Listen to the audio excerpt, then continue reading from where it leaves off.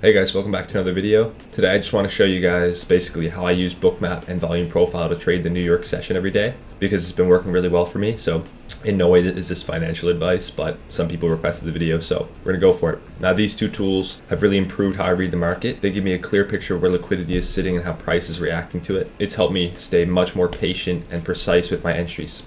So yeah, let's get right onto the charts here. So the main thing I've carried over from trading ICT in the past are using the fibs to define the premium discount of the range, and also SMT between NQ and ES, and that's literally it from what I've taken from ICT, and it just helps me understand price better basically. Most of my trades revolve around looking at where price lines up with confluences such as premium discount, SMT, high volume nodes, previous day and previous week, also current day volume profile levels, and I do have some more things I like to see, but those are definitely the main few, and I'll get deeper into the details later in the video. Okay, so moving on to Bookmap. Bookmap shows me where large resting orders are. You see this heat map up here? The dark orange are a lot of passive sellers or limit sells in the market. And you can actually see over on the right in the software just how many orders there are. So there might be a limit order for 26 contracts right at this level or something like that, right? So you can see the actual number and the discrepancy, the differences between all the price levels and how many orders are on each price level. I can see how they shift during the session and whether they're getting respected or disrespected. It's basically like seeing behind the scenes, which 99% of traders don't see. It basically influences my trading by helping me to consider where to look for potential trades, and it also gives me entry confirmations on my trades. So those are the two main things that I use it for: finding potential trades and giving me entry confirmations. It also helps me improve my entries significantly, which allows me to tighten my risk and go for a higher risk reward, which has significantly upped my profitability. So basically with this trade, a few minutes prior, I saw this liquidity building up here. So then what I did was went to my actual chart right here and said, okay, there's a lot of passive sellers at 21,443 or whatever, right? So what does that line up with? Okay, that lines up with this high volume node and CPOC as well, which is the current day point of control. Okay, it also lines up with the premium of this range. So then I say, okay, I have quite a few confluences here. Is there any SMT? Okay, there's no SMT, that's fine.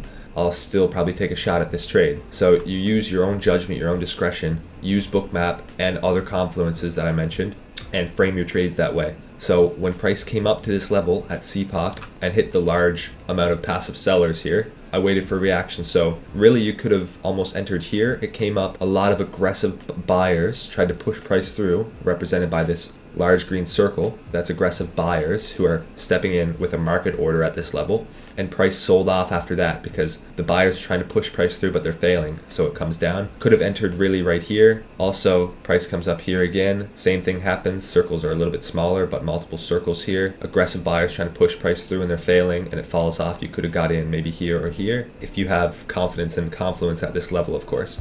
And then what's beautiful about it is you can just place your stop loss right above these orders, which is, for me, it's always just 6.25 points. But I'll go over that later. And I'm also only trading on NQ. Let me move over to Top Step and show you guys my volume profile settings.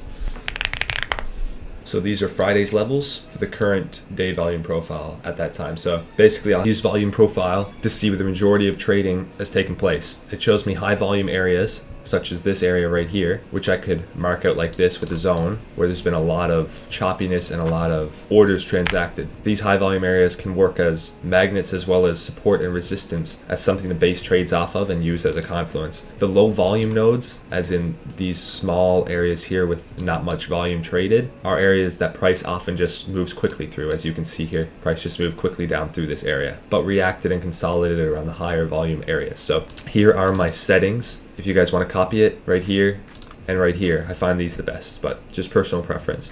I have 3 different sets of volume profile levels on my chart at once. So first, the weekly levels. I drag the volume profile from the previous week's open on Sunday at 6 p.m. EST to the previous week's close on Friday at 5 p.m. So basically the whole time the market is open last week. Then for previous day levels, I'll go back to yesterday's price and I'll drag the volume profile from 9:30 EST at market open until 4 p.m. EST as well. Finally, for the current day value levels, I drag my volume profile from the current day market open at 9:30 EST until where price currently is and when I'm trading. So I usually get on the market 15 minutes after market open, so I'll just have a 15-minute volume profile. And then as time goes on, it'll go from 15 minutes, and I'll just keep dragging it every minute or two whenever I remember, and keep it updated because you can see it changes as you keep going with price. So yeah, it's important to update the current one fairly often. And here are the templates for my lines, just basically how I mark them all out. So of course, your weekly one you'll update once a week, your daily one you'll update once a day, and your current one you'll update once a day, basically, or update multiple times per day.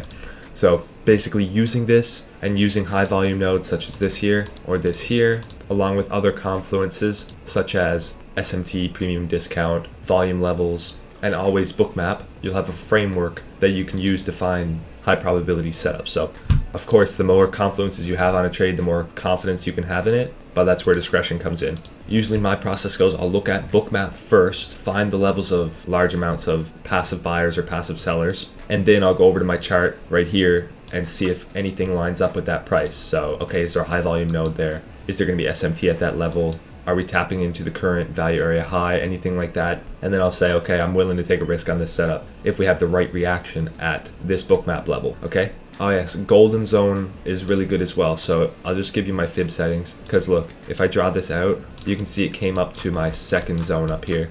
But this zone here, 66% and 61.8% is really strong.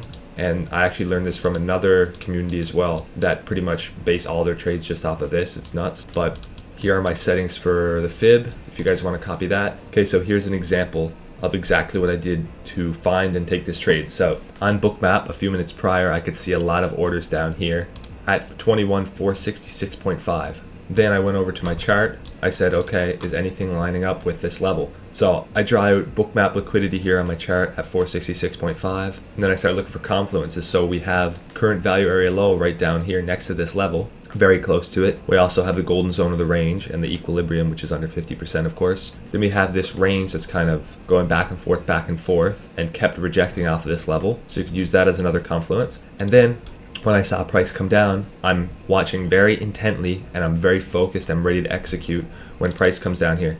So price comes down to this level right here. You see a lot of aggressive sellers trying to push price through this level of passive buyers who have limit orders here. So the market orders are coming in trying to push price through, and it actually fails to, big circle, and then price starts to push up. And I think I got a bad entry on this one. I think I got in like pretty high up here or something, but usually you want to get it in at that first reaction, maybe a push above this circle is what I've heard in some videos. But I got a pretty bad entry. It still ended up working out, thankfully. And that was all that was to it. I had my stop loss 6.25 points, which was right down below this level, as you can see in this image, right down here. And just aim for a 1 to 2, and that's usually what I do. Very simple. I'll show you another example. Here's another example of a trade that I took actually yesterday. So on this one, again, I see this level here on Bookmap at around 21,346.5, something like that. So I see this level of high liquidity. So then I see this on my chart. I say, okay, does that line up with anything? I draw the range from here to here. I can see, okay, price is coming down below the equilibrium. Okay, perfect. We do have SMT at this level. Plus, we have a high volume node. So I'm stacking up the confluences in my favor here. We have this high volume node because of this consolidation at this level, which built a lot of volume here. So we can expect we'll probably get a reaction around this level again. So price comes down, and when it comes down here, I'm looking very intensely on Bookmap. So it comes down to my 46.5 level. I see this really big red circle here, indicating a high amount of aggressive sellers trying to push price through this level of passive buyers. And then I see price start to push up, and I got in like probably right here because I did get a pretty good entry on this trade. And this was a 20-second trade, I believe, and it just continued up for my 1 to 2, even though some trades do run for much more. Like you could have got 1 to 3 or 1 to 4 on this trade, but I want a good balance between win rate and risk reward, so I'm not trying to up my risk reward too much. By the way, if you guys want this template that I use to journal, let me know in the comments and I'll send it to my Discord. That's basically it for examples now. I think that's pretty good, and I also did a trade recap of this week yesterday, so you guys can see it more in depth there. But I want to quickly touch on a very important part, in my opinion, of actually becoming a successful trader. So that's going to be morning routine. I think it's very important that you have a consistent routine. You wake up at the same time. you kind of do the same thing and you just get your mind ready for trading and for the discipline that it requires. So what I'll do is just eat breakfast, read one chapter of the Bible. I might go for a walk, even if it's just a short one, to get my body moving and make sure I'm in a good headspace to take on the market. In my opinion, if you're serious about trading, it's pretty much a crucial part of your day. Then when I get on the charts, I'll make sure that all my levels are correct and drawn out. I'll open up Bookmap, and finally I'll just look at where price is in relation to the current point of control and the current value area. So if price is above the value area, I'll mostly just be looking for longs. If it's below the value area, I'll mostly just be looking for shorts. So basically, if I'm not prepared, then I might miss details that could have made all the difference. So you gotta always be extremely prepared when you go trade. One other thing you can keep in mind is the stronger the passive buyers or sellers on Bookmap, the less confluences that at least I really need to be confident in the trade. But if the number of orders on Bookmap are kind of on the lower side, then I'll need a lot of stronger confluences to line up for me to have confidence in the trade and end up taking it. So they kind of work together, Bookmap and the rest of the confluences, at least in my mind and in my trading. So finally, like risk management, I only take a maximum of 2 trades per day, unless I'm just getting some reps in on practice or whatever. But I have the same stop loss size for each trade, which is, like I mentioned before, 6.25 points. And my TP is 12.5 points, so 1 to 2 on every trade. And that's what I'm committed to for now, at least. My risk management could change in the future, but this is working really well for now. So yeah, I find that since I started implementing Bookmap, I can lower my stop loss size a lot, because I used to be doing 12.5 point stop, 12.5 point TP for a 1-to-1. But now price usually just, if it's going to win, it just reverses right at my entry or very close and goes to TP. So that's a really big benefit of Bookmap, I've found. Oh yeah, and I usually go break even at 8.5 points in profit. Trading this way is really about patience and precision and having confidence in your ability. So yeah, when all the tools line up, that's when I pull the trigger, and at no other moment. This video did not have to be so long, and I really apologize. But if you got any value from this, any information that you think could be helpful, definitely drop a like and consider subscribing. I'll be doing more breakdowns like this in the future on future trades and doing future weekly recaps and stuff. So yeah, comment below if there's anything specific that you want me to dive deeper into, or you have a question, or just anything to say really. Of course, if you're interested in trading this way, I recommend you all trade on a practice for a few weeks first. That's what I did. That'll help you get the hang of it and how you want to implement these concepts and adapt your own style, which I believe is super necessary because we're all so unique in how we think and how we react to certain things. So yeah, that's basically it. Thanks so much for watching. Stay consistent, stick to your process, and don't rush the growth. Do what's right, and consistent profitability will happen when it happens and not before. So I'll see you in the next one. Peace.